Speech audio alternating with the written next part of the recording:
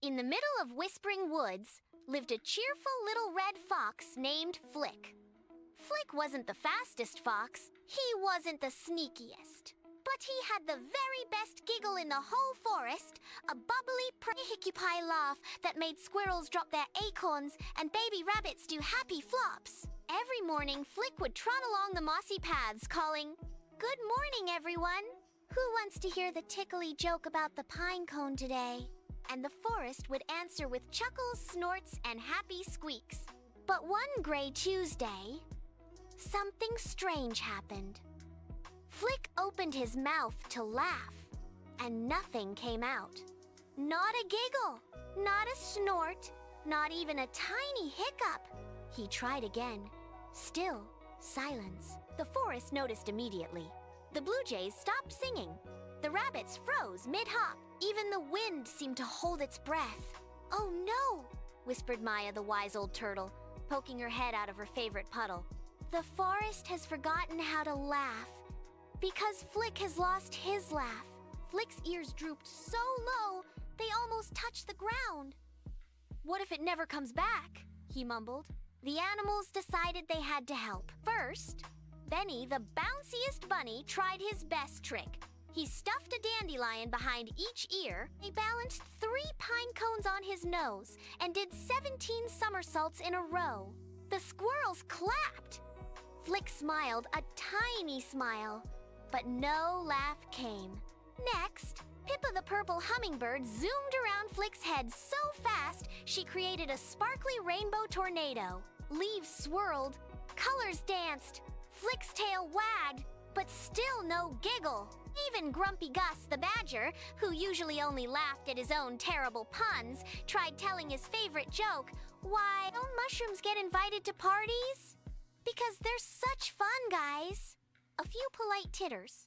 Flick's eyes sparkled for a second, then faded again. Everyone sat in a big sad circle under the great oak. That's when little Luna, the tiniest, quietest mouse in the forest, stepped forward. She was so small her shadow had a shadow. Flick?" she squeaked. "Maybe your laugh isn't gone.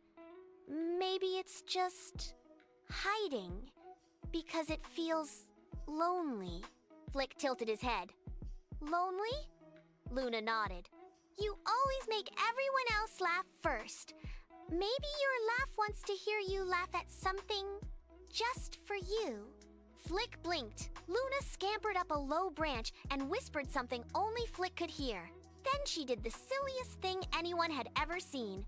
She tried to do a somersault, but because she was so tiny, she mostly just rolled sideways like a fuzzy gray marble, bumped into her own tail, and landed on her back with all 4 paws in the air. And she stayed there, legs waving like a confused beetle. Flick stared, his mouth twitched. One corner lifted, then the other. A tiny bubble of sound escaped. Then another, he. And then, like a dam breaking out, came the biggest, bubbliest, hiccupi laugh the forest had ever heard. "Ha ha hic ha ha, she rolled like a pom-pom." The laugh bounced off every tree. It tickled the ferns. It woke up a sleeping owl who hooted in surprise. And suddenly, everyone was laughing. Not just at Luna's tumble, but at how good it felt to hear Flick's giggle again. The blue jays sang twice as loud. The rabbits did happy flops in slow motion. Even Grumpy Gus snorted so hard he accidentally laughed at his own terrible pun. Luna climbed onto Flick's paw, very proud of her 1-second performance. Flick looked at her with shining eyes. "Thank you, Luna. I forgot how to laugh at myself sometimes." Luna squeaked back. "That's okay. We'll remind each other." And from that day on, every morning in Whispering Woods, 2 things always happened. Flick would still tell his famous pinecone joke, but first, just for himself, he would do one tiny silly thing.